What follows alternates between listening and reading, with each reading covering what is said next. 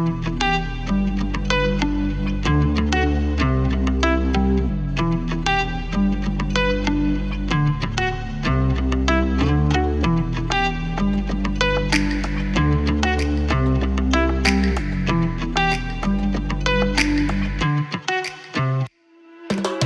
welcome to HappyCast, episode 20 of season 4. Thank you, Dylan, for writing that on the little thing so we know what we're doing. We have a special guest, Candice Burt. Welcome. We're glad to have you on. Yeah, thank you for having me. Andrew likes to go for the big people and reach far. So then, and then he's not here. So just so you know, it's me, Stephanie Leake, and Dylan Roof. We're waiting for Andrew to log in, but he will hop on and he'll, run havoc once he gets on here. Before he gets on, because I know he wants you talking about the 200 miler scene, which I feel like everyone automatically knows you're an expert, like that is your thing. What made you step from the 240 to do Arizona Monster 300? Like, how different was that from the 200s?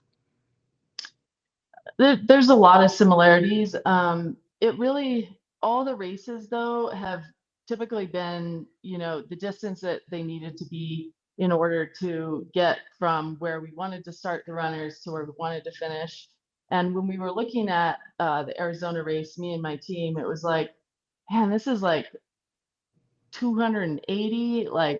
This is ridiculous. And then we're like, maybe it could work, let's try for the 300. And then it just worked that Superior and Patagonia were, 304 miles apart, at least with the route we were taking. And I thought, it's a type of course where it's not like we're doing, 100,000 feet of climbing. I believe it's about 40,000 feet of climbing over the 300 miles. So it's not like it'll take people 2 weeks, but we did give them a week. And so it kind of felt like, well, is this doable or not? And the more that me and my team explored it, we went out in 2023, explored the whole course. It was like, I think people are going to really love this. And, it's only 60 miles longer than the 240. So That's days though. Like for people back in the Packers, that's days. Like you're adding it over a day sometimes. Oh, because we have a over 7-day cutoff. So if you think about a 7-day cutoff as an organizer versus a 4-day, not only did our price or the cost of putting it on tripled for us, not just doubled. So that was one thing that was like, oh wow, it's really expensive to put on a race that actually lasts over 7 days. I think that was one of the things that's like, how possible is this going to be to continue? I don't know, but for now we did 1 year. We have another year that we're going to do, but yeah, who knows from there. It's sold out so quickly, and all my friends that signed up, I was like, y'all are fucking stupid. Why would you do this? And then it was like, I just was like, this is a horrible idea. And then, it was very successful, but they couldn't pick up a pacer, or the original plan was they had to do 100 miles solo, right? And then that shifted once the race, before the race started, they knew that they would be able to pick up a pacer earlier. So, and a point to point is so much harder than any kind of looped course where you could, or an out and back where you can double up aid stations. But I love that the way you created the mileage and the races was based on the course, because I feel like when people run a course that was created, it's like a labor of love. We get to, experience the craft of what went into creating the course. I love that that's why you went from a 300. Okay, so Andrew Marvin has joined the chat finally. Wow, the last name. Is this never heard you call me the full name. I feel like I'm in trouble. No, so I skipped around. I totally jumped and went from why did she start Arizona Monster, or how was it compared to 200s? So I know you wanted to talk about the 200s, but I went straight for the whammy. Wow, you went straight for my topic, and wow. Yeah, because you were 5 minutes late. Do some Quentin Tarantino things here when We also have Andrew nice and frozen with a beautiful Okay, I didn't know if it facial was my expression. internet or it was No. his. Sorry, so that happens at least once when I first log in, so we can just edit that out. I don't know what you Or last not. We heard. don't edit out. Yeah, we do. Yeah, we Come on. don't. Yeah, we don't. We don't really edit much at Dylan all. doesn't, because Dylan does the producing. Unless actually, I mean, we've edited once. It's easy to tell people will edit it when we are not the ones that have to edit it. So, thank you for that, Dylan. But no, so like since we're going headfirst into Arizona Monster, and I think that's a good place to start because that's the main reason I wanted you on, because this race is an accumulation of what the 200-mile scene has been, or it has become over the past few years, from someone like me that first heard about these races, which the first one I heard of ever was Moab because of a video. And then people look into it, they watch all these videos. You hear about the race first, and then you start finding out the people that do it and the experience. But now there's just like this, like it just blew up over the past few years. Now you almost have, we're getting to the point, and in fact, one of our friends who's been on this podcast before, Walter, he says you can now do at least one 200 miler every week. Like there's now enough 200 milers in the world to link them. So they've just But blown has up. somebody started a spreadsheet of the 200 milers? It is a spreadsheet. I can show it to you Yeah. later. So it's just like, wow, now you can link them up. And so, with everything coming to a head, all these races now just like leading to this point, this apex, now we have our, what else can we do other than venture further? Now, I know there's other races out there, like you got Heart of the South or the Vol State, stuff like that. But as far that are longer and have reached over 300 miles, but this is the first like real mainstream point to point, like like publicly known in the United States, at least 300 miler. And I And remember you missed signing up. it. She said it cost triple the amount as a 200, not double. And I think that's important to note. Yeah, and I would like to hear more about that. Like, but it's just it came out at a perfect time because of just the rising popularity of this race, the 200 mile scene. And it's just so interesting where we see the industry go from here, but including the difficulties of like it's only, let's say, 50 miles or 50 miles or 60 miles more than something like Moab or Cocodona or whatever else out there. But like there is, I don't think there is such thing as diminishing returns in these. It's the complete opposite. Stephanie, you're the math person, where that 50 miles extra is so exponentially more.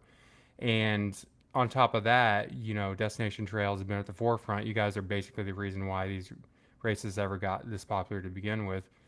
But, this is the first new race that you guys have done since, 2017. I know there's been adjustments ever since then. The races are completely different. Tahoe, with everything going on there, you guys tried different ways of doing it since you couldn't do the full loop. Moab is growing. You guys added a brand new mountain in the middle of it a few years ago to change things up, which makes me want to go back and do it because I haven't done it, the new course. But, and now this race has come and gone, Arizona Monster. So a lot of people had feelings going into it. A lot of people had feelings leaving the race. And, I just want to know, first and foremost, the Arizona Monster 300, just where do you think it stands in this future of 200 plus mile distances now that all these races are coming? And whether or not it's a spoken thing or whether or not people realize it, like these races are eventually going to be gunning for each other. So as far as the Arizona Monster 300, where do you see its place in the sea of 200 plus mile races going forward? Well, the Arizona Monster 300 has the longest cutoff of any race of its type. And, you mentioned some of the other 300 plus mile races, but I don't think any of them are organized like ours are, where it's organized like a 100 miler, where you have aid stations, you have a closed course, you have medical teams and tracking and all that. So like what we do with a 300-mile distance is if somebody loves hundreds, they want to go further, they're middle and back of the pack, we have created an event that has so much cutoff time that, our final runner wasn't even close to the cutoff. And I think that's going to continue to be the case if we keep it at that 170-hour mark.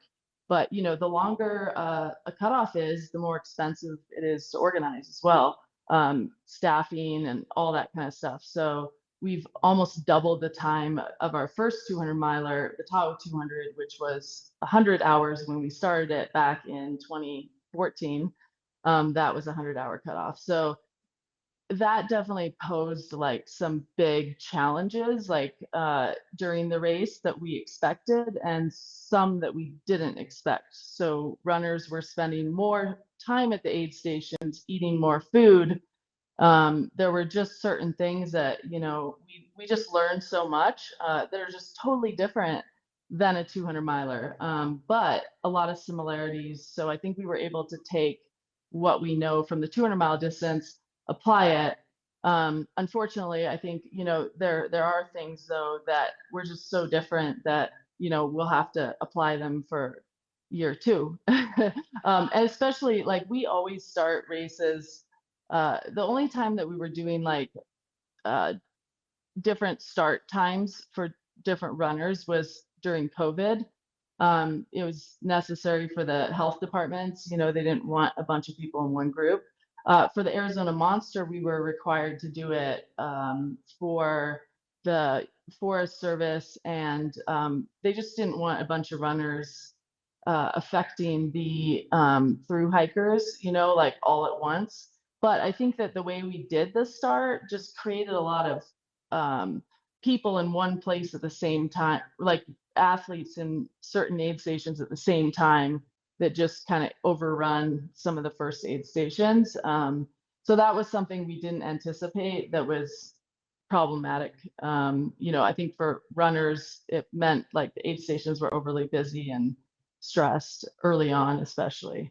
So it's just an interesting, we're kind of like, as organizers, we're like ultra runner mentality. We're always pushing ourselves a little further, sometimes a little further than we're ready for, but you don't know till you try. You do the best you can, and then you keep improving as much as you can every year. The sport is all about pivoting. Like if everything ran smooth on your like an opening race, an inaugural race, like that'd be insane. Like something's gonna go wrong. But as long as you listen, because I've met race directors that stuff goes wrong, you give them feedback and they do that same fucked up shit the next year. And I'm like, what is wrong with you? Like people are trying to like help you. Like they want you to be successful. So hearing you say, hey, this is what we want to work on, it's like next year people will get an even better experience, especially if y'all are keeping cutoffs to like keep people inclusive. Like that's awesome. Yeah, the cutoffs, it's still the 7+ day cutoff. And I think we're going to really try to talk to the Forest Service and those folks about like, if we start everybody at once, they'll actually be more spread out by the time they're hitting the through hikers and the other trail users, because that's kind of what naturally happens in a race. But, to spread them out with different wave starts is just, you would have to start the slower runners last, and then the field gets so spread, and it's already, a lot of time for volunteers and staff to be out there. So yeah, I think that starting everybody at once in town, they're going to spread out before they even hit the single track. I think that is actually what they want, versus, the different starts. I think just, was a lot of people hitting certain aid stations at the same time. So we'll definitely fix that. You alluded to something that I thought was pretty funny, because I'm someone that was guilty of taking advantage of it. The extensive cutoff time, which is great for, honestly, mainly those in the back of the pack, but even those that are maybe middle of the pack or even faster, that just have an absolutely torrid day. Like, let's say theoretically, like they could just cut off is so long, and this is more so now that it's the first mainstream 300 um, trail point to point, that people just kind of probably want to finish it more than just be competitive, see how fast they can do it, just to say they did it, especially inaugural year. So you have a lot of people that are probably contemplating like, I'm going super fast, but I'm struggling today, so I'm going to take like a 12-hour break, or I'm going to like just be done with it, which I know there's like a limit on how long you can rest at some of these aid stations and whatnot. But it got so hot during this race later on that, and we had so much time, like I had over almost a day worth of stuff to, like I could, it's like, ooh, I joked with my pacer, I could be here for 24 hours. Obviously not the case, there's limits, but it was so hot that you have groups of us just out waiting the sun, just we're waiting it out. And was this something that was anticipated, and just how difficult did it make it? Because you're still within the confines of the cutoff time, but I was curious, and I know you already kind of touched on it a bit. Did this actually make the aid stations, like running them smoothly, harder because of that?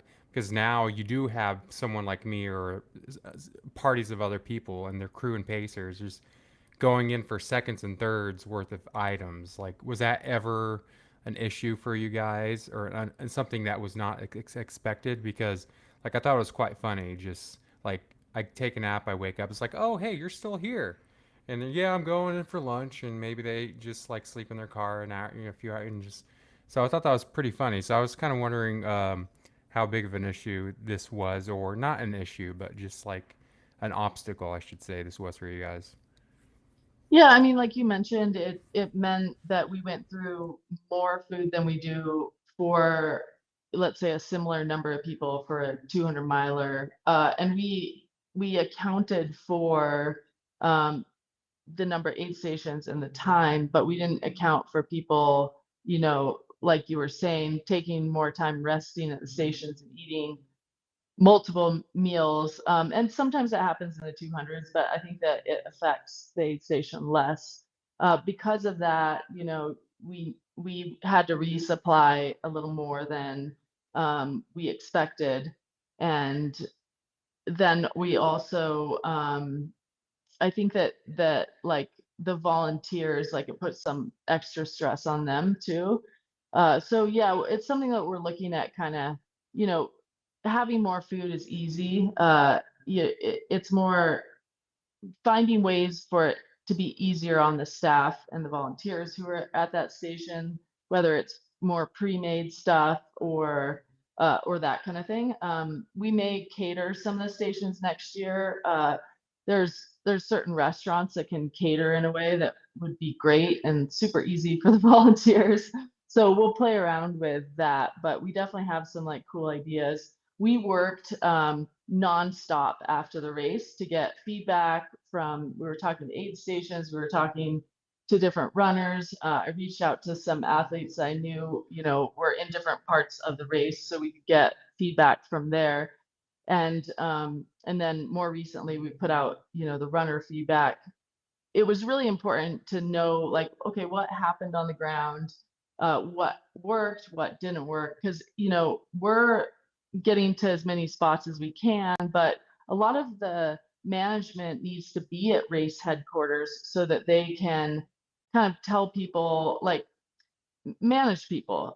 So if they're out and about and we can't get a hold of them, there's a problem. So, Garrett as a race director might not get out to as many places, as I did, but I still only have the view of the places that I went and the people I talked to. So we got a lot of feedback, and we're doing like 40+ hour weeks, working, talking to each other, having meetings. And so I think we have a really good idea of kind of how we want to improve and stuff. But we also, there is that possibility, like, do we want to continue to do this race over time? I don't know. We'll see. I'm a little like, we'll see. That's actually, I'm happy you mentioned that, because eventually I was going to ask something along the lines of that as far as the future of this race, because I know logistically speaking, and just like the areas you were allowed to go through, like so much of the Arizona Trail, and then as of now, going through basically the entire city and the metropolitan area of Tucson, and then just going where we were able to go with that many runners, like the future of this race, was this something that you were questioning before this race even happened, or was this something after the results of this race you are now wondering if it was a lot harder to put on, or is it? I just want to know what was making you, make that statement to begin with. So curious about that. Well, it usually, yeah, that's a good question. It usually takes 5 years for a race to really put its roots in. So like, yeah, the first year, you'll often get a lot of people excited. But there'll be kind of lulls after that as people get excited about a different race, and like you mentioned earlier on the podcast, there are a lot of other new races as well. So I think, as long as the demand stays reasonable, any race has the potential of, not getting permits. I have a great relationship with the Arizona Trail Association president, and we donate a very large sum of money to them, from the race every year.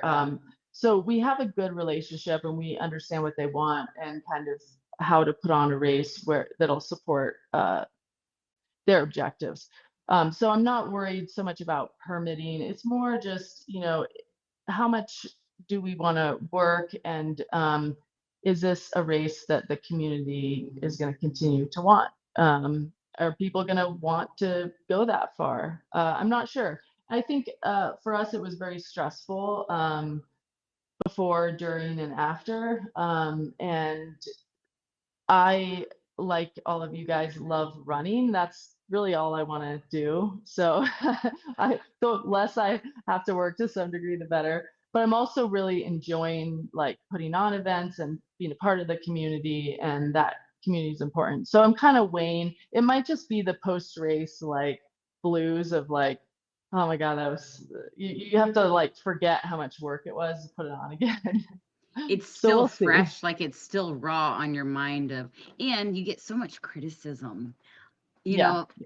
and so especially if I'm a teacher, so whenever, well, I don't do this anymore, but I used to ask for feedback to be better. And like, I remember a kid putting like, you eat Cheetos. And I was like, fuck you. Like, that is your feedback, not to eat Cheetos. Like, so it's like whenever you ask for feedback, you want it, like you genuinely want to improve, but at the same time, you get all the negativity, like, and you have to read it all. So, but also, maybe the cutoffs being so long, that makes it so much harder. You'll figure it out. I'm hopeful that it lasts, not because I want to do it. I don't want to do 200s. They haven't called to me yet, but I heard you say yet, which is dangerous. She just did Right. Cruel Jewel, which is basically the on-time feet equivalent of a easy 200 miler. So she ventured into the 40-hour mark on time on feet. So I'm like, you're getting there. You got it. Yeah. And then Hurt I mean- 100. Do Hurt next. That's Candice can tell you all about No, that. I'm not interested at all.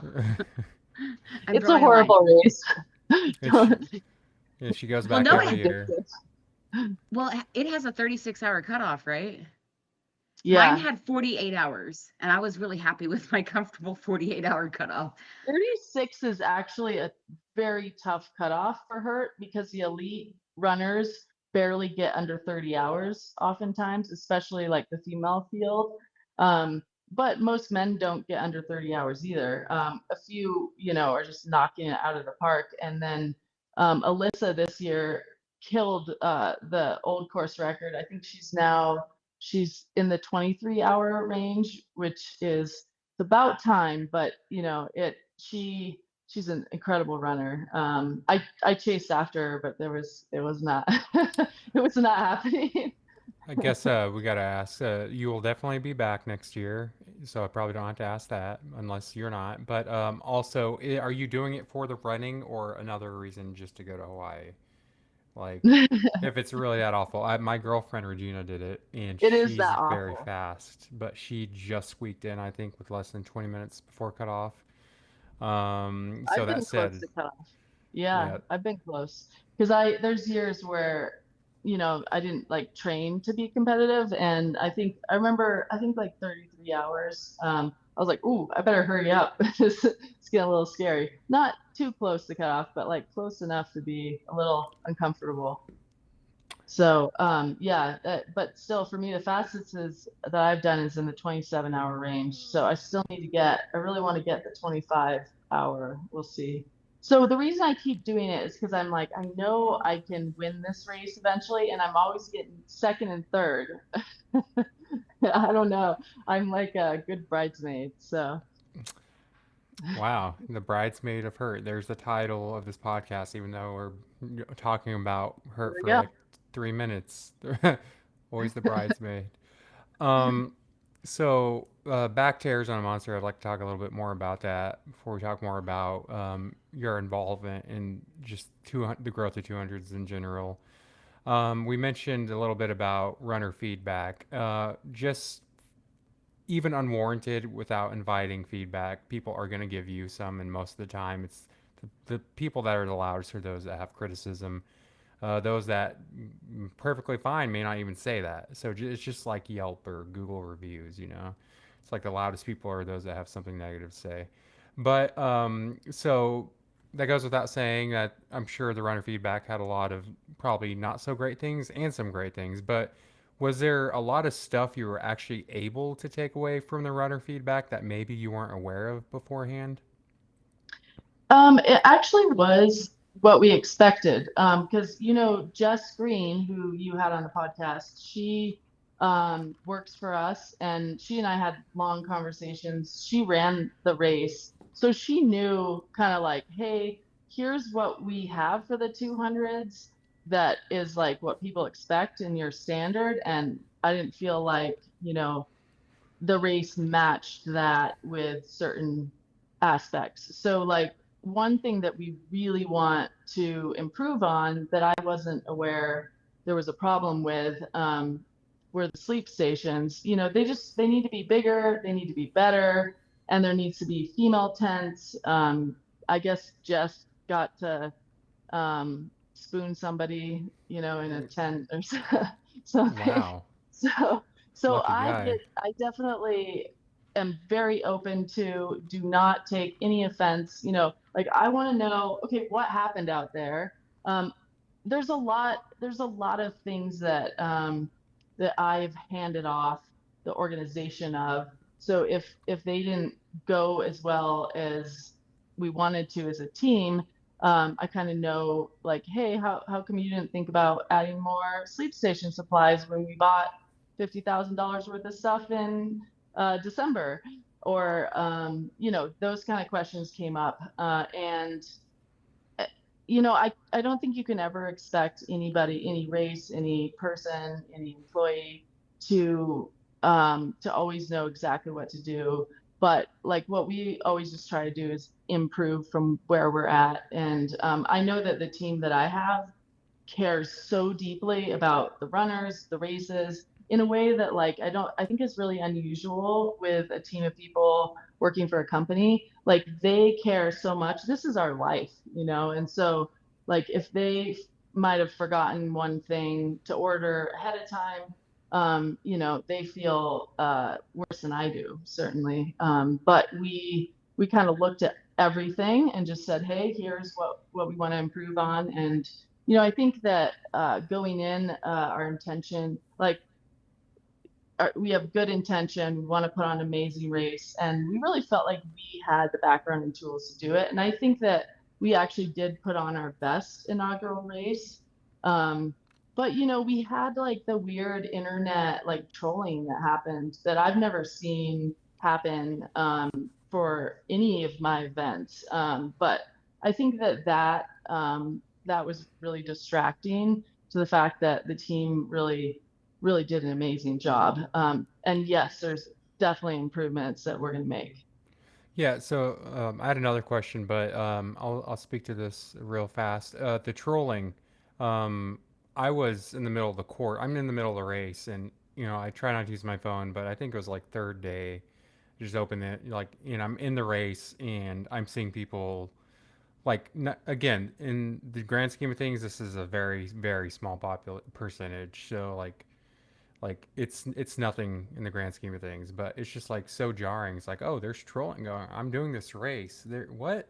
So, how aware of it were you guys in the moment, and was it actually like affecting the team, or did the team do a bang up job of just like pushing it aside and focusing on? Because like I could see that being a little disheartening, and it was, you know, whether some of it was justified as far as the concerns. I mean, there's obviously like you, that's not how you go about doing it, and it's just like not the best way to get yourself across. So I was just wondering, was there an actual effect on the team during this race? Was it made aware of? Well, let me just say that we actually investigated where it was coming from, down to I have a friend who is an online investigator, and so we were able to identify some of the most active participants who have never done any of my races and aren't really in the community. And so I found it odd, and I won't speak of who these people are, but I did find it odd that it would blow up like that. So like I don't think that the concerns being put online, many of them before the race even started, or like, you know, when people hadn't even reached the first aid station, like there were straight up lies, like, oh, they're running out of water, stuff like that. I was like, I think the thing that at first it was just really confusing to us because we're like, I'm like, hey guys, what's going on? Like, is this legitimate? Like, why are you guys not telling me? They're like, no, it's not. And then I'm like, what is going on? So it was really super confusing. And then there was stuff like, you know, whole thing about lugaloos, you know, and so we were very aware Which we've of it. talked about on this podcast so many Yeah. times. Like Yeah. the reality of like that's not something like if you are a part of like running out of state races, because Texas we don't have the best, but like that is something that you're gonna encounter. So It's a that's like when you mainstay. saw it posted, you're like, are you not an ultra runner? Like, do you not know that this is like part of the life? Like, yes. Like I know we've talked about it on multiple different Oh, I talk occasions. about just yeah, shooting and shooting. Well, shooting my shit into things far worse than lug. That's one thing where it's just like out of all things to troll about. I mean, I could see you nitpick and just troll harder about certain things, but that and the fact that that was a focal point of one person in particular, his account, that's pretty big. I'm just like, well, they've never done a 200, or some of the No, but I saw 100s. it happened at the Bear 100. Yeah, I mean, yeah, the Like more remote, the more any remote, beautiful. like it doesn't have to be just a 200. The more No. beautiful the race, the more shitting you're doing in bags, or just Yeah. And I So mean, the thing, we have a whole sanitation plan ahead of time that's approved by permit agencies, and you have to have something at every aid station. Obviously, you know, the aid station that's taken out by 4x4 vehicles, you know, over many, many hours, like they can't deliver porta potties there. But we had more porta potties than we've ever had, you know, for many reasons. It's a big race. But yeah, it's just there were a lot more aid stations with porta potties than some of our other races that are even more remote. So I was like, it's kind of ironic that this is coming up at this race, because I remember I looking through the business account and I was like, I don't know if I can swear in here, but I was like, what the heck is this charge? You know, and I asked Garrett and he's like, oh yeah, that's a porta potty charge. I was like, whoa, like that's crazy.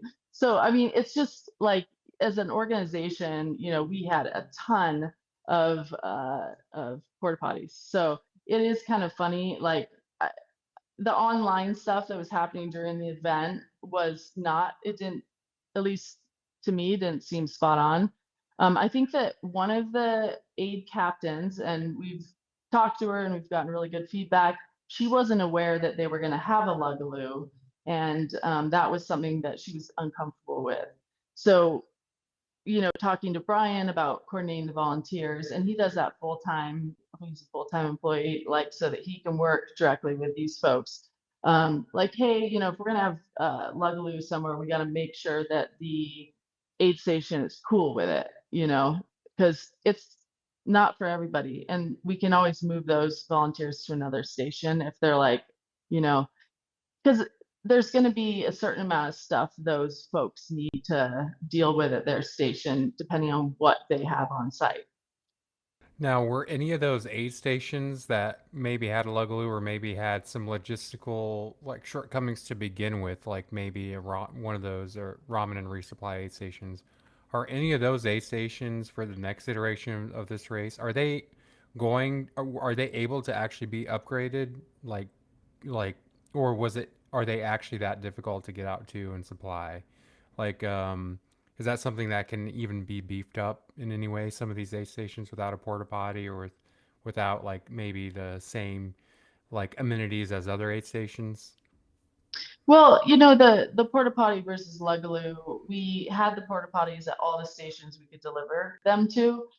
In terms of the ramen and resupply, um, you know, part of why we put those aid stations in place was we knew it was going to be challenging to put on this long of a race, and we wanted to have spots where runners could have more drop bags and some, you know, some food that was easy for a few volunteers to handle and give to the runners.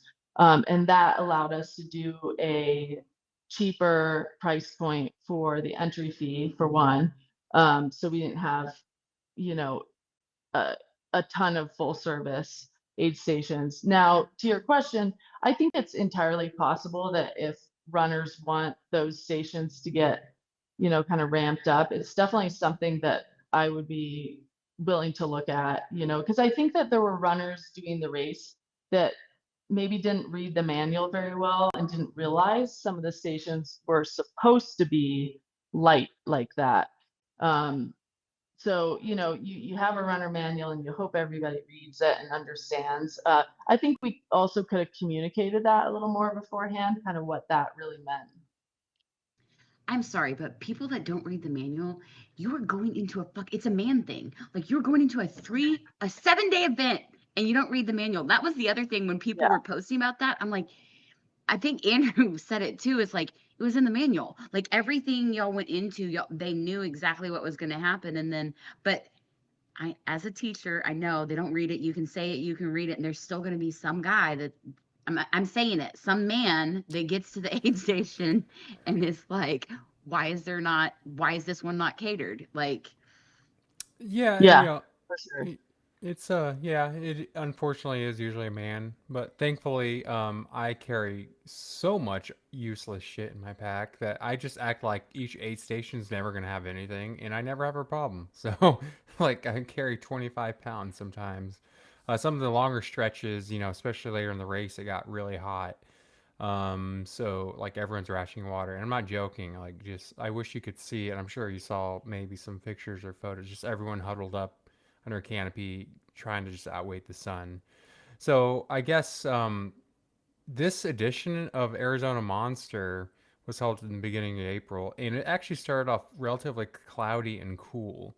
So, which is not typical, and I've been told it's usually quite a little bit at least hotter.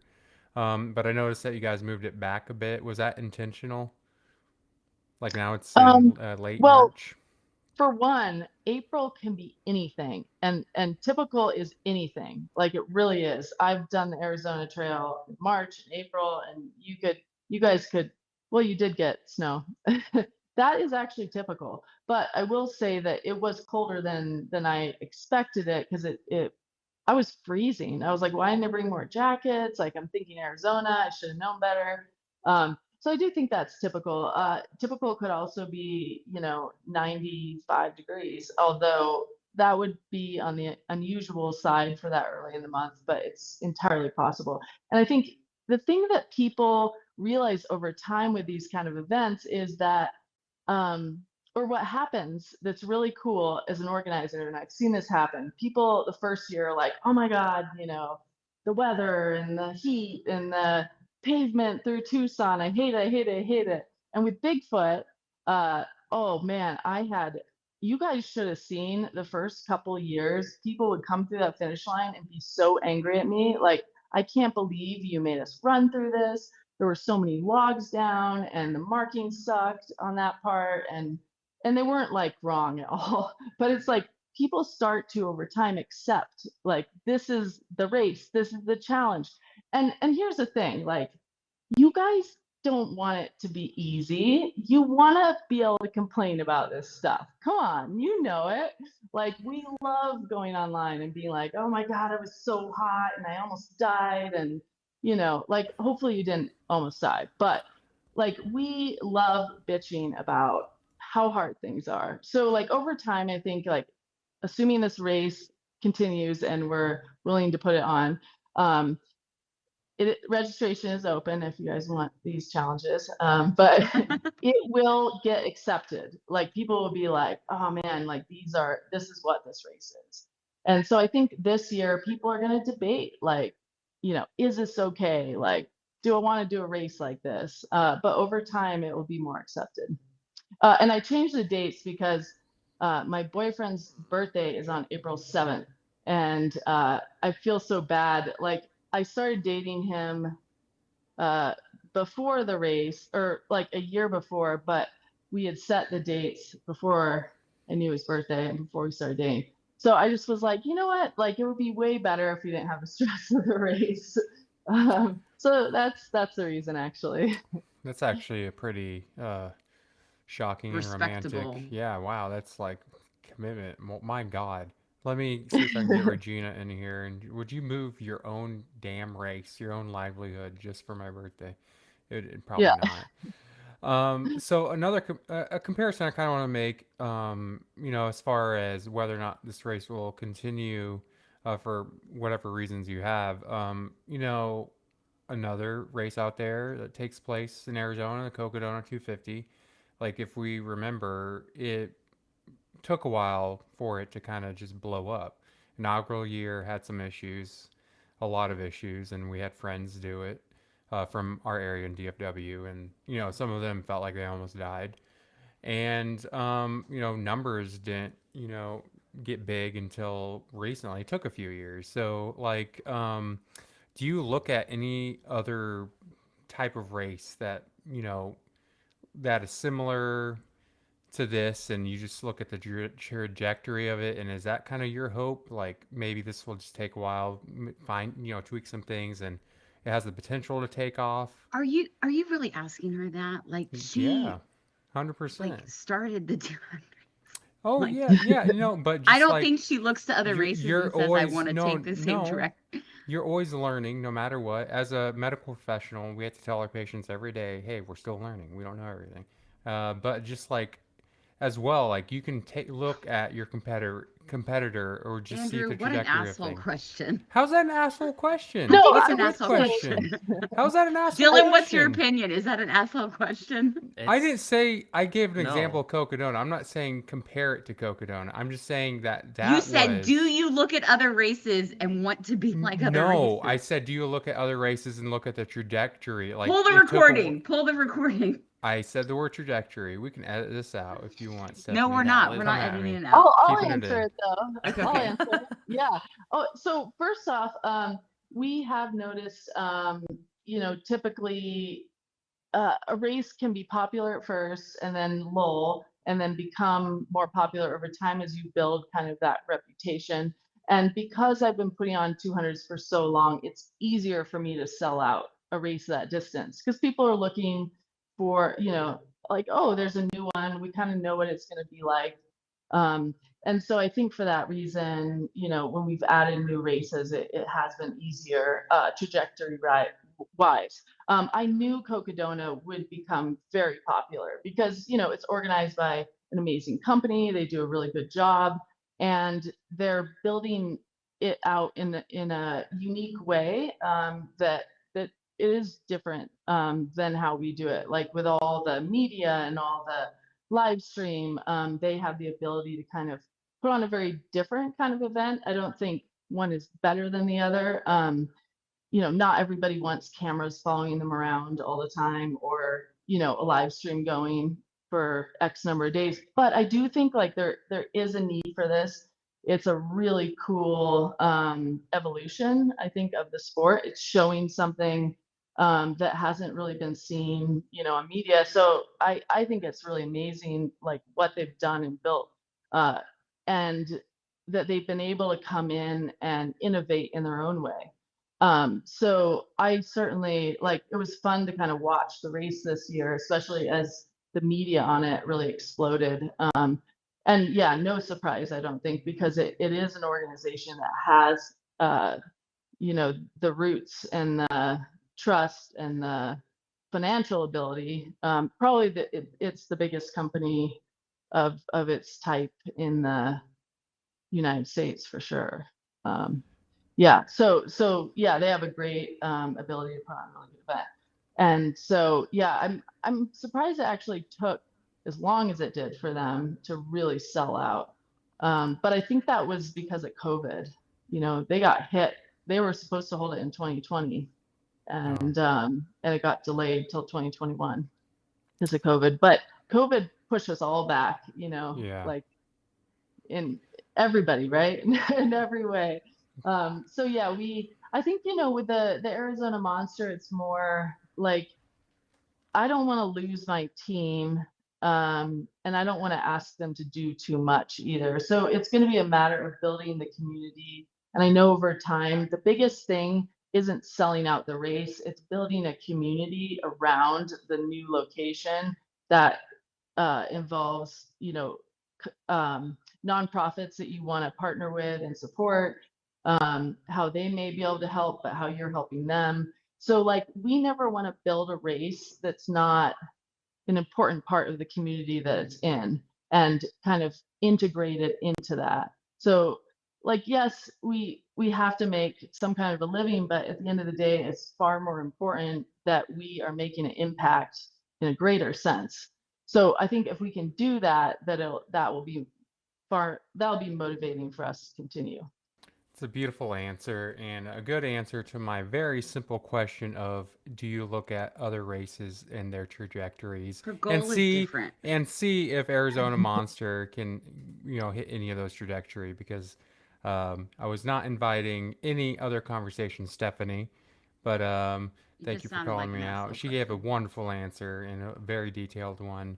I mean, it was crazy. It sold out so fast the first year. I did not expect that. And I was actually on the Arizona Trail. I was like, good luck, guys.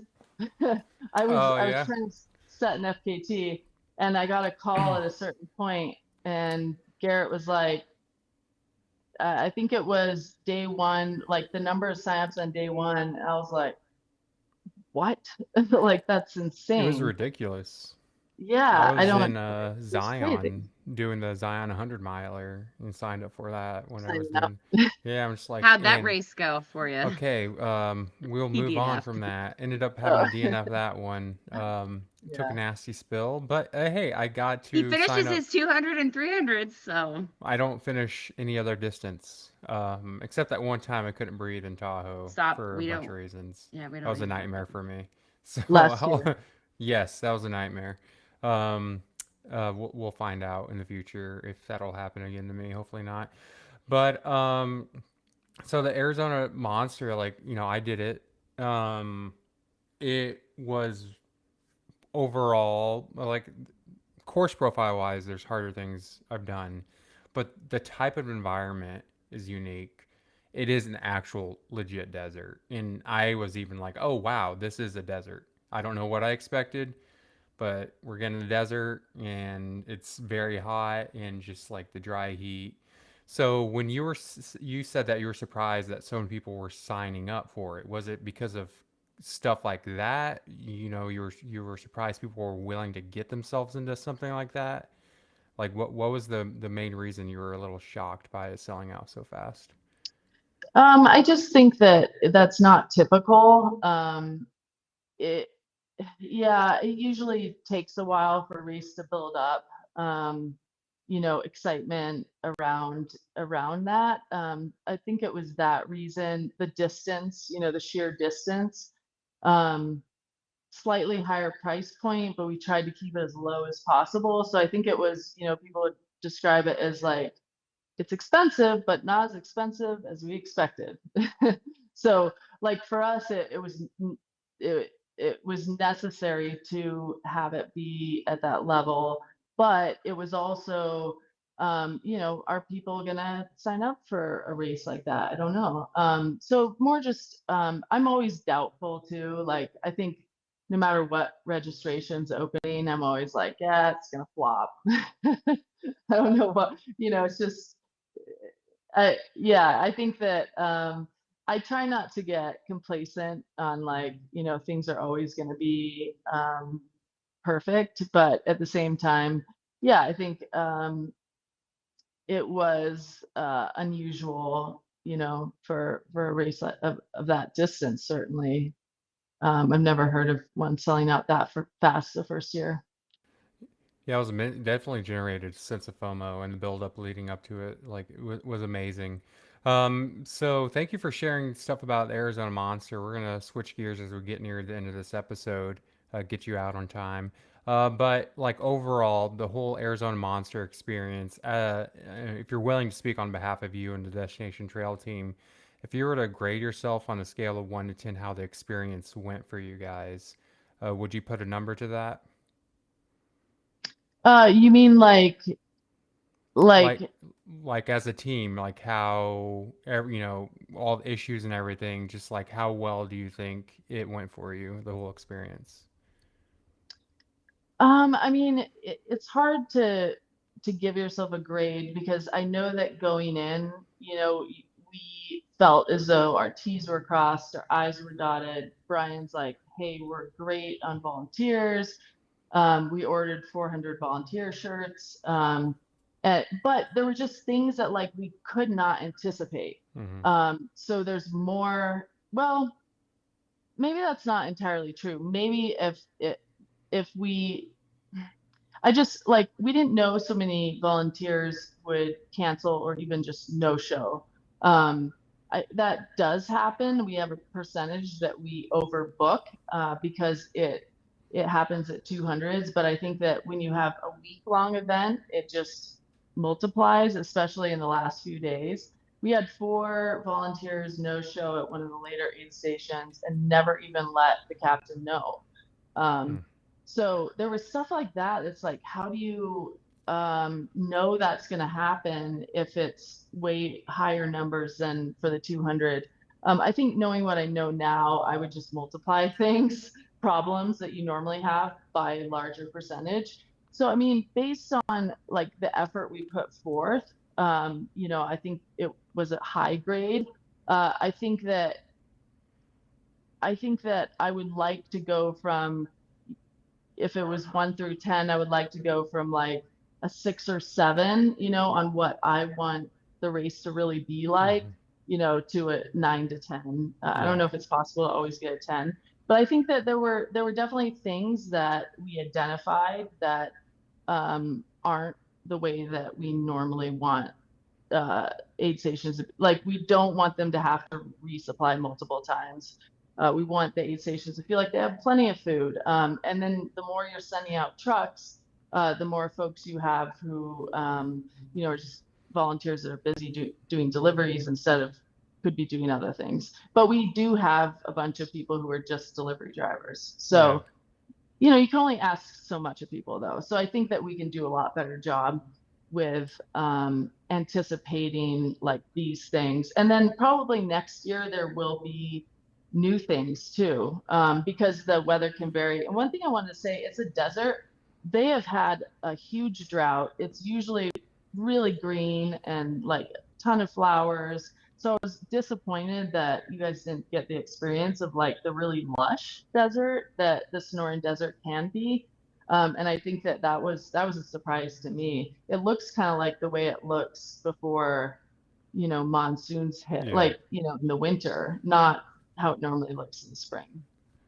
Well, I just want to say that the team at Destination Trail, some of my favorite people, and I've loved hanging out with them. Everyone from Garrett to Adam's hilarious. Like, he warned me about lemons. Like, I was course marking lemon, and like 3 days later, literally telling me this at the race start. Like, I'm about to start. He's like, and my legs are still sore. Like, man, I'm just like, thank you for telling me that, dude. The Kitchen Boys, Brian, and his daughter Brianna, like, just who helps out occasionally. Just the whole team out there. It's like a family. You do have a community out there. Um, Whether people don't realize it or not, there is a nice, beautiful, strong community with the Destination Trail events. And I do believe that there is a future for this race. There's a lot, if anything, out of all of them that you do, I feel like there's a lot of potential for growth, more so than some of the other ones. Like you've already, if there's Tahoe is just a single loop, there can be issues with that. You haven't been able to do a loop in a while.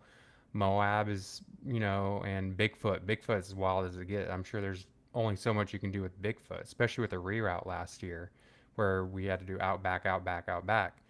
I mean, but I feel like there is a lot of potential for this race, so I hope to see it succeed. And I believe there could be some things in the future that can it'll be the better version of itself is coming. I believe, and I hope people can experience it because it can only get better from here. And I thought it was overall I had a fun time at this race. So yeah, I'm excited to see So what goes from Andrew, there. overall, what would you rate your performance? 2 out of Arizona 10. Monster? 2 out of 10 maybe.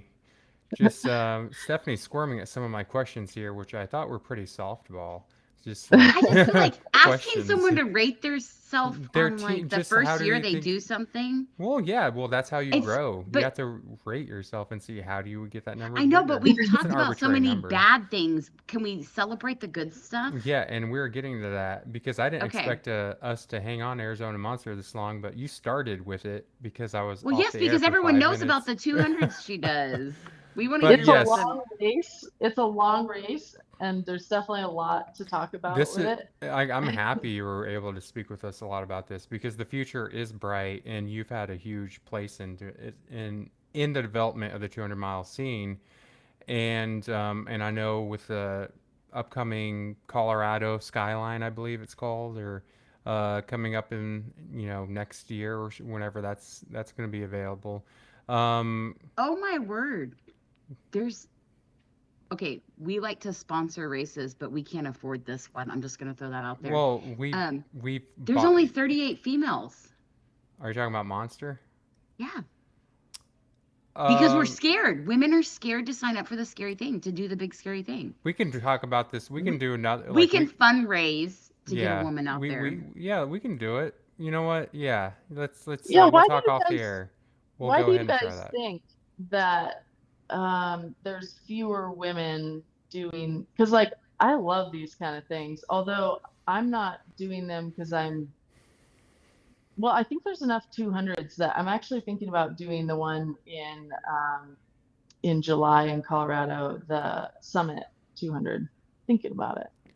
So I love had him the on. one that I've raced is like in Australia. I had so much fun. I didn't want the race to end. I was like, oh, that's why people do these. Like Yeah, you know a what? 200, you can race and you can eat and kind of have fun. It's just not as intense in my experience. Are we gonna get Candice a race entry to the Summit? We did it for We Ryan are Shepherd. poor. I'm poor. We talked about this last time. We will fundraise. One out of 3 people here are poor apparently. I'm not saying I'm not poor either. I'm not gonna say which comment. one's the poor one over here. It's me. But yeah, no, we sent out Ryan Shepherd, who won Bigfoot, by the way, 2 years ago, I believe. I don't know. He won the free. We gave a race entry to the Summit. He couldn't do it last year, so he'll actually be out there this year on behalf of us. Well, we didn't so- pay for it. We got it. What do Yeah, you mean? we I are- paid for it. You paid for the Summit entry? Oh my goodness. Oh my God, I did All not right. know that. Well, all right. Well, we can talk about this That's later. not how you know- presented it to us. I was Okay. all on board to help. No, Okay. I Chase is thought a cool guy. Chase and I, yeah. you really great paid guy. for that? Yes, but this is a Oh my terrible way God. to get near march towards the finish So line I of think this women race. are scared of signing up for stuff that they don't think that they can complete. But this really the fact that there was so few, just because it's a 300, there's so many women running 200 milers. I know Cruel Jewel, it's 20% were female. And I mean, I was like, there should be more females out here. Yeah, and I think the percent of women doing the 300 miler was lower way lower than it normally is for 200s. I don't have like, that was just something I noticed. And I'm not sure what the percentage was though. But are you saying there were 38 finishers or? Female finishers. Yeah, so that's a pretty low percentage, I think. Let me look. It's about Do the math. 20% because there was 201 finishers and 38 were female, so about 20%. I mean, So yeah, not horrible, but I mean, there's been, some claims out there, and as far as some of the evidence that women are kind of built for a lot of these endurance activities. If you see just like all the amazing things like going on around the world, like Meg Eckert, literally almost like a mile and a half away from beating the men's Joe Fages' overall American record. Like, I love how Andrew slid that in, even though you were. Yeah, I set a boundary. Yeah, before the episode, we said that we would not talk Stop! about I literally set a and boundary. Meg. You know what therapy says? We would cut off this relationship so it's not only setting the boundary, but it's maintaining the boundary when someone breaks it. Let me tell you how So this we're topic even came up before the episode started. It's like the ultra runner going into a work at like, I He don't is know, breaking a boundary, a grocery everybody. store, and no one's asking, why aren't they asking me about my race? And so you just casually be like, oh, hey, like I'm so sore, and then you're like, all right, fine, we'll ask you, and then you tell us, and then we're just like, okay, cool, let's move on. That was us regarding this drama, and you brought it up. So let's do the can't let it go. Well, okay. So we usually end this episode with something that's on your mind that you can't let go. It can be running related, or it doesn't have to be running related. So Dylan, we're gonna go with you first. Okay. I guess for me, the biggest thing, I wasn't gonna make a big deal about this, and I'm still not, is just that I'm officially stepping back in my. Wow. I feel like this was another boundary that we said we were not going to talk about, but just not today. I thought you were going to mention it. I think I'm going to cry. What just Edit this out. What is going on with mine? Okay, that right there. He's not leaving. Both of my friends. I'm not leaving the organization. I'm just stepping back from the podcast. I'll still be the one to produce it, and I'll probably still be the one to post on Wednesday mornings. But I just feel that it's the right thing. And I think we'll work better. I can focus on Andrew other just areas of the organization. Andrew just wants to get random people. Yeah, it's gonna be great. So Andrew and I have different perspectives. He wants to bring on all the elite, the first front of the packers, even though he's not even close to front of the pack. I want to bring in all the like a woman has 5 kids, like all the like average person, and show their success rate. So, but it's a balance because between the two of us, Dylan keeps us neutral. Like okay, first of all, I don't view them as elites. They're my friends. I curate a friendship. That's what's so funny about it. But everyone's my friend. Are you serious? I mean, not everyone, but like everyone we have on is like, I try, like, I never once thought about asking Candice to join until like maybe like a few weeks ago. I was like, you know what? Let's do it. And she said yes, and I love it because like, it's look at this. I love how pun intended candid she can be. And so, like, it's just a fun conversation, and I've done her races. I love the Destination Trail community. So, yeah, but it wasn't some, like, 2-year process where it's like, I'm going to pretend to be your friend just so I can get... I'm not doing that with anyone. No, you actually think you're their friends. We believe that you think that. That sucks. Well, I have a question. What do people request? Because I feel like I see a lot of comments online that people are like, oh, cover... or at least especially on social media, like cover middle and back of the pack more. Oh my goodness, I have the best response to what this. What do people really want to listen to? Okay, so Andrew wants to do the Cocodona sellout. That's his strategy. My strategy is like yours. Let's build the community and get people involved.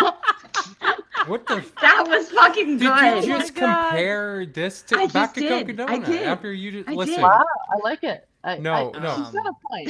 She's got a point. Well, also, Candice, he likes to get like the high volume, like listeners. The high volume. And I'm like, no, but that's not the right word. I don't know. I can't look There- at any of the alright. stats. And when I ask them, they're all like, "Oh, it doesn't make sense. Our stats aren't accurate." Well, No, some race directors do focus on like I want these runners, they're going to draw a lot of attention and competition, and like that's what's important to them. And that's definitely the direction that like Air Vapa is going with Cocodona. And you've got a good point. Like we don't really care as much. Like whatever, run fast if you want, but don't get to the aid station too quick, because then it's Mhm. gonna have to you're gonna work the volunteers a little much. Like just walk a little bit. Yeah. I It's don't not a Well, race. know. I just Go ahead, Dylan. Please help out if here. I can come back to my can't let it go for a minute and close it out. The reason I brought that up is because it's amazing to me where this idea as a company, if you want to call it that, came from. And I had no idea people still want to listen to us after 4 years, and it's mind blowing. And so I honestly think that Andrew, I would not compare him to Aravipa. However, I do think he's onto something in that imagine if we tried to get some of the guests on during our first 2 seasons that we've got now. We've built the community, Stephanie, and so now we need to bank off I of go the to random capital. states. I'll go race in random states, and people will be like, "Oh, I know you," and then I'm like, "Oh my God, you've heard me talk about shitting in the woods or in a bucket." You know what I mean? Like that's the know me that you're talking about.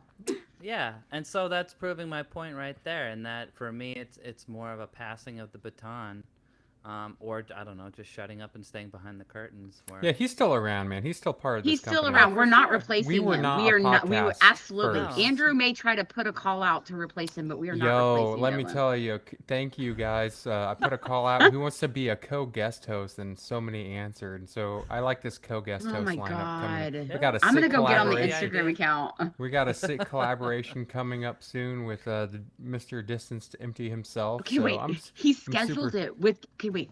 He scheduled it with my Can't Let It Go. Andrew Okay. scheduled an episode after Dylan's not going to be on the next one with guest co-host, and then he's not even off work, so I'm running it with strangers. Boom! It takes 2 people to replace me. I'm not gonna. like that's what I'm saying. So it's like, Andrew, don't be asking strangers. It's fine. I'm gonna Every be on it time for he 30 invites minutes. someone, we're not strangers by the end. Like it's fine. I'm gonna Yeah. love them. Well, But it's always like, can you at least, get off work and be on the episode? well, no, but I mean, it's like to what Candice was saying. It's like, what do people want to hear? And for us, I think the point of this podcast is just to hear stuff you're not going to hear on anything else. So we do research in so much as what have the other podcasts already asked you, and what topics can we dive into Yeah. that nobody else does, and just have a conversation with it and not be as organized. We don't want to ask the routine, which I'm happy. Like we didn't expect to be 100% do. Arizona Monster, but like we tell people about other podcasts. Listen, like you want to learn about Candice, do this, or whoever else. But Exactly. this was an awesome conversation because like we stuck to recent events that are in the forefront right now. And we like And- Andrew's asshole questions sometimes. Okay, they were not Not asshole asshole questions. Well, you know They what were though? legit. I've never had somebody ask me to rate my race. So that's like that's never Mission never accomplished. Not race the race how the experience was for the team, because everything coming together, the negative, the good, just like how things could have improved. And yeah, I thought it was a good question, Candice, to also just kind of like lift some spirits, since apparently Stephanie thinks there's a lot of negative. The most listened to episodes ever of our podcast, I believe the Destination Trail, my recaps I do, there's no guest. It's just me talking to Stephanie and Dylan. Moab Part 1 and Moab Part 2 are the 2 highest ever. You say that, but you won't let us look at the results, all the But- stats. I want the but- numbers. Results I'm not going to reveal. Yeah, but let's just say, and as far as our biggest guest ever, it's usually Andy Glaze for everyone. So that makes the dude just like is a media beast, behemoth. But Oh yeah. I was Yeah. surprised that my Moab is ahead of his. So By the way, Candice, if you want to listen to the worst race ever by someone that did one of your races, maybe listen to that episode, the Moab 2022, I believe. Like in that episode, the first thing that almost got me to shit my pants was someone told me that you on a megaphone at the race start said, "Move your cars, they're gonna get towed." And someone like 2 miles into the race was like, "You didn't move your car," and I'm just shitting my pants the whole time because I have no crew, and Oh they were gonna. no. So, so it's like Candace said Because he that. I didn't read the listen. manual. Let's circle back to the man that doesn't read the There's fucking so manual. so Right there. it's just all Too soon right. Read the done. manual. All right, I'll do a quick can't let it go, and then we'll end with Candice. Candice, I'm sure this was all over the place, but that's our podcast, and we'd love to talk to you some more. An amazing future in the sport in general, just because of everything that you've done. My can't let it go is I'm on that 200-mile kick again. Pretty positive I'm doing Mammoth 200, so I'm gonna start training for that. Regina is running. My girlfriend who basically broke her Been back injured since almost November, right? on my way to Monster. And I almost turned around and didn't do Monster because of that, because she was hospitalized and had surgery. But I finished because of her, weirdly, Wow. even though she wasn't there. So she is running again. It's a great time. We're going to be in Tahoe coming up in June. It's going to be great. So I'm excited to see everyone there. But that's my can't let it go. And so, Candice, we'll end it with you. Everything, just love this conversation, like I said, just how open you are, and just like it's a great time overall, regardless of how things may be going or the improvements that could be needed. It's just a great time for the 200-mile scene, and you're a huge part of it. And I think there is a great future. The growth is going to be insane. The Triple Crown is still like the creme de la creme as far as people wanting to do these. But yeah, is there anything on your mind, Candice, running or non-running related, that it's kind of like occupying? I know you're about to go to Tahoe, but anything that's on your mind that you don't mind sharing with us as we end this? Yeah, you kind of mentioned it earlier. One thing I can't let go is, this new Colorado race that we're working on, where we're hopefully going to be able to summit a couple 14,000-foot peaks. We're hitting like some permitting challenges, but this summer I'm going to be up in the Leadville area in Crested Butte, and we're hoping it ends in one and starts in another. However that works, we'll see. But yeah, if I can create a 200-miler that is worthy of the other events that we have that I feel like are all really special and really different, this will be so different. And I really didn't think I was going to have another idea. I was like, okay, I'm done. Like, we have enough.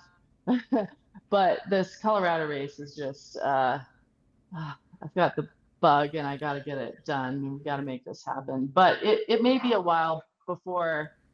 My dogs have something to say too here, but it may be a while before we actually are able to get it permitted. So I don't know about next year, honestly, unfortunately, but we're working on it. And is it true that we may have to have a decent resume as of now, you're thinking, in order to do this race? Yeah, because the whole race is going to be over 10,000 feet, and to have the cutoff will have to be a little longer because of that challenge. I said though, this race is not going to be much over 200. Like, we can't. I don't want another race as long as Arizona, so we're going to try to keep it closer to the classic distance. But it will be what it is.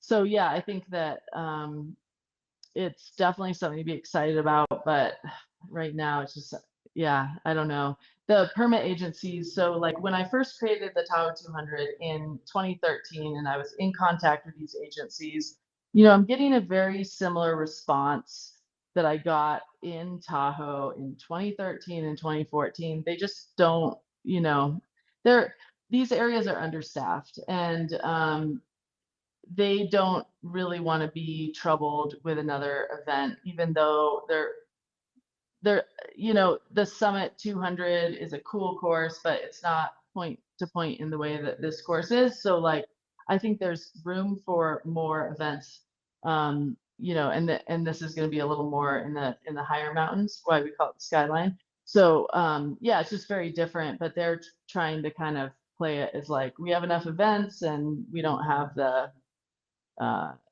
we don't want to even look at it.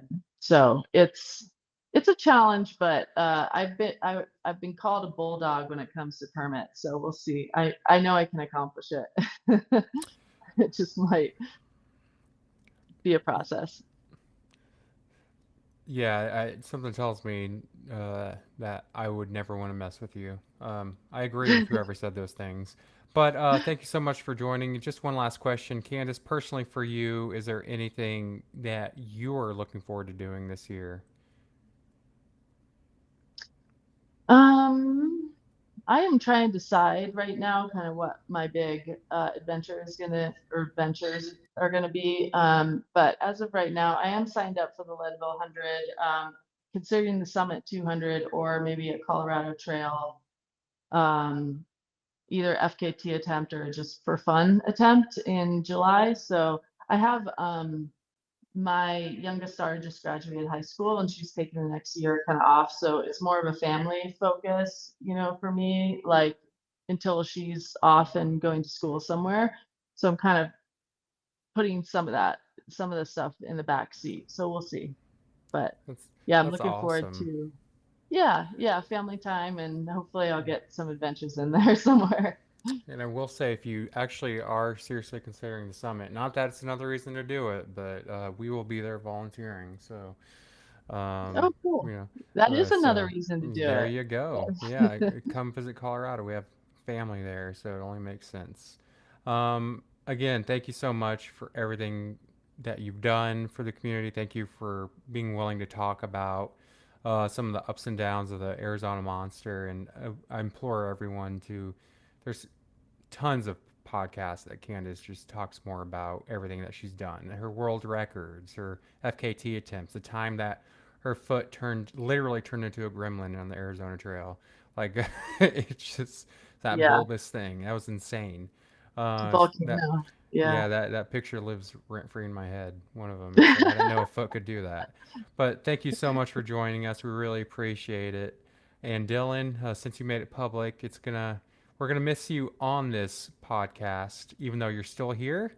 So he's not going. It's not a goodbye. He's still here, and he's gonna come on every now and then because But yeah, I'll be on. Yeah, and hopefully this isn't my fault. Yeah, oh no, not at all. What Stephanie's mute, but I think she should just stay mute because there's probably nothing good about to be said. I was just gonna say, no matter what Andrew posts on Instagram, we are not looking to replace anybody because Andrew is flaky. And nobody wants to deal with that shit. Candice, if you ever want to be a guest co-host, apparently it's working. People are. You don't have to do all the work from actually podcasting because Dylan does that. Yeah. From behind the scenes. But thank you, and we're gonna end this and let you get to dinner, and me have some dinner. And so, as always, and for the last time, for now, Dylan, lead us out. Happy endings. Happy endings. Mo knows. But Mo has a girlfriend, so congratulations.